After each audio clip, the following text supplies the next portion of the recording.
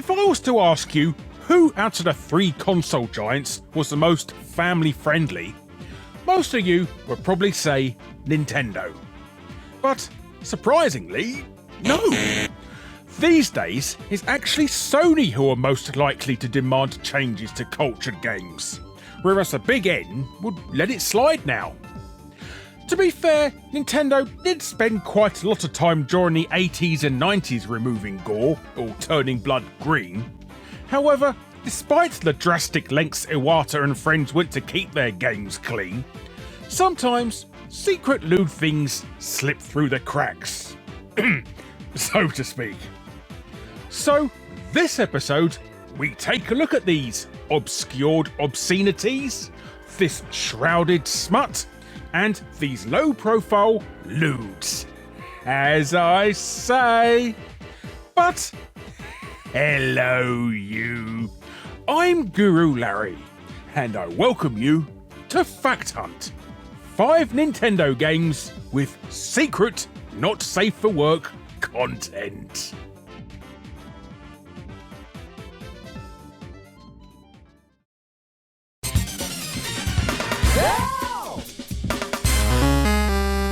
Nintendo's 8-bit box of tricks has been around for a while now. However, not as long as the manga this next game is based on. First appearing in Japan during the autumn of 1968 and still going today, Golgo 13 is a manga series telling the story of professional assassin Duke Togo. It spawned multiple anime, a live-action movie, and video games. And that's the sort of silky smooth segue I need to bring this back around to the game in question. This is Golgo 13 Top Secret Mission, a game for the Nintendo Entertainment System, or the Nintendo Family Computer if you're Japanese. And this title is like a cheeseburger from a street vendor. It's got a bit of everything in it. You have dialogue sections, scrolling action stages, first-person shooting stages, run and gun stages, and even sniping stages. If you die, and you will, you'll be taken back to the title screen and it'll tell you what attempt number you are on, before returning back to the stage you died on. The game will take you to different locations around the world, but when you are in Germany, one of your female associates will offer herself to you. In the Japanese version, you'll actually see her remove her clothes. However, in the boring old American version, the camera cuts to a different view before she has a chance to bare all. Now, the secret, not safe for work content is actually still in the American version, including the naked sprite. But you'll need to use a Game Genie to reinstate the original naughty sprites. And if you do that, it'll be one of the few instances of the Game Genie living up to its advertised feature.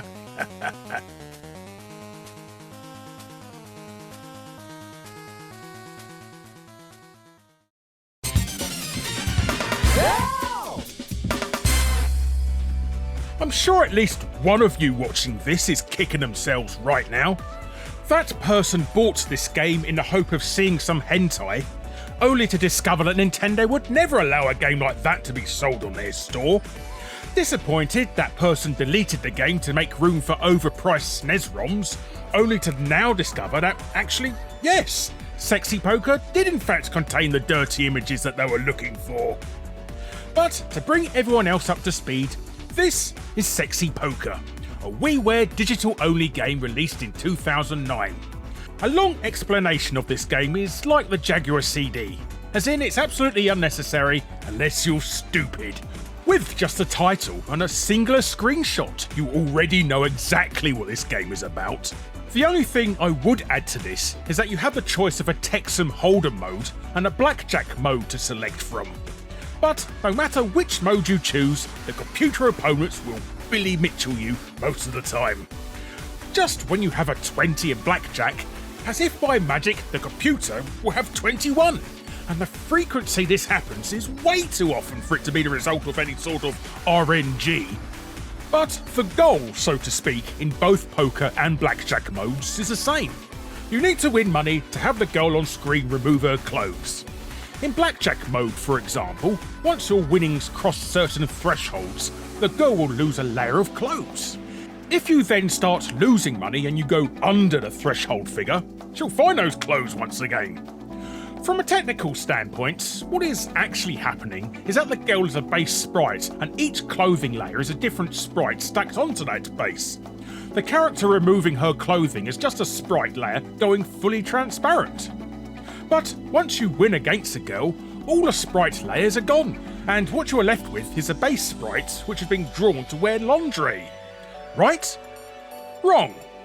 Even this final state still has an unremovable clothing sprite layer to it. Because if you poke around the file system, you can see the totally uncensored base sprites. So this in-game view is actually using this as a sprite base, and this applies to every single girl in the game. So what we have here is an instance of Nintendo actually selling you hentai. Although these days you could buy Switch games like Waifu Uncovered and Block Knockers, so that statement has, well, lost a bit of impact.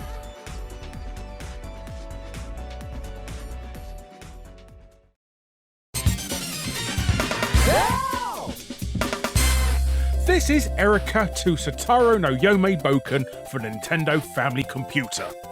On the title screen it says copyright of Namco, on the box it has the Namco logo, and if you look at the guy on the cover, he has a picture of Pac-Man on his jacket. This is quite the unique and interesting adventure game. However, Namco didn't make this. Atlas did. Namco did publish it, but I think it's fair to say that they may have hogged a little bit too much of the glory here. But for what the game was doing all the way back in 1988, you can see why Namco wanted to try and claim this as their own game as much as they could. Because it's not every day you see a two-player simultaneous adventure game with point-and-click elements. Despite all this, Namco never saw fit to grace the rest of the world with this game, and it was yet another neglected Nippon title to add to the list, right under Mother 1 and Bio Miracle Baby Ooper. There's no point going deep into the game's story, because it's your regular Japanese bonkers mayhem.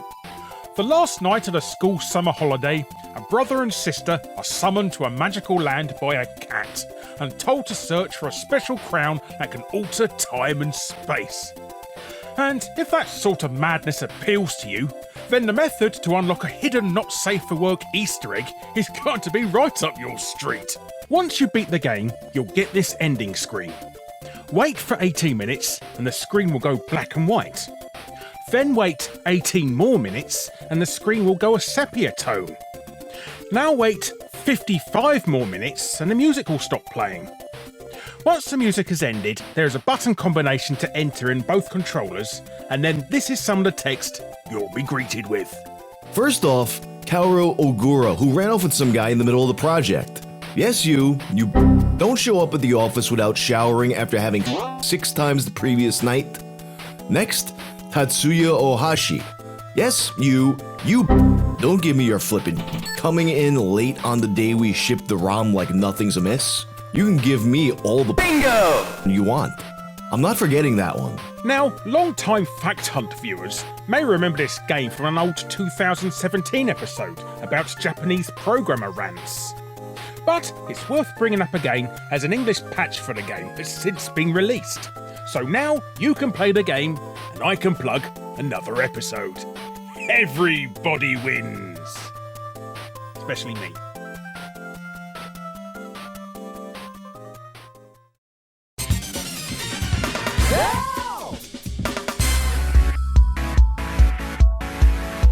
Namco has a long-running series of games called The Idol Master. They only get released in Japan because, generally, no one else wants a story-driven management-style game where you train up young girls to be pop stars. Well, the makers of Super Sonico in production took this idea and really pushed the focus into 2 key areas. And, would you believe it, this didn't get a release outside of Japan either. It's pretty clear what sort of sweaty-palmed, one-handed game was this title was aimed at, so the studio behind this masterpiece put a lot of their effort into not only the character model, but on the ability to dress her up and have modes where the player could take pictures of her in a raft of different poses. Setting that aside, it looks like the team behind this made a bit of a slip-up, leaving a development character model in the game files. If you dig deep enough, you'll find a model of the female main character that has yet to have any clothes put on her. Now, I've said that this could have been an accident, but that might not be correct. Because if you look at the studios involved in making this game, you'll see that one of them is a group called Tamsoft.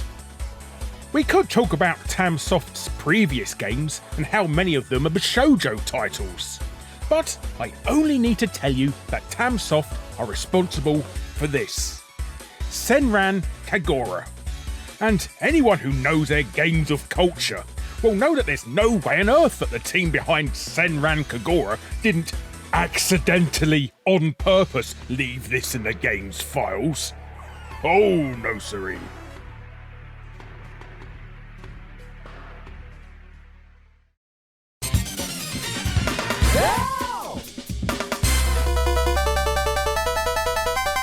To give a nice circular feeling to this video, we'll finish up with how we began by looking at a game on Nintendo's Famicom. This is Gansou Saiyuki, and it's another game in the long line of titles that retell the Chinese literature classic Journey to the West. Although here, I'd call it Journey to God knows where. To progress from area to area in this game, you need to walk on an unmarked square on the level map. You can see in the video playing, the character is moving around the entire island stage and there is no clear way to progress. But once you walk onto this one square on the map that looks no different to any other, a set of stairs will appear and you'll be taken to the next area. This game has to be some of the most convoluted nonsense ever to grace a Nintendo machine, and you would be forgiven for launching this game into the bin after having played it for anything more than 2 minutes. I'd hazard a guess the sprite programmer from this game also knew he was working on a dud that no one would bother paying any attention to. And that's why he was so brazen in placing an uncensored message that was painfully obvious for anyone that looked at the sprite sheet to see. It's not a very long message, but the creator, a Mr. Nakajima, didn't hold back into what he was thinking. The message reads, Designer Kaoru Nakajima, 26 years old, born 1960 in Toyokawa City, Aichi Prefecture. I wanna lick some I want a perverted miss. I like the and the bingo! I checked out this Kaoru Nakajima on Moby Games, expecting to see a glittering career in Tamsoft titles. However, I was not expecting to see Super Smash Bros. So maybe Mr. Nakajima worked on Smash Bros. Because he thought it was going to be something else entirely.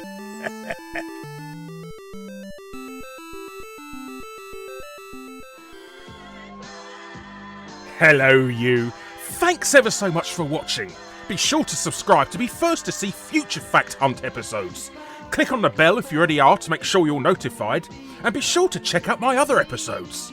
And if you want to be super awesome, check out my Patreon. But thanks again for watching, and until next time friends, I'm missing you already.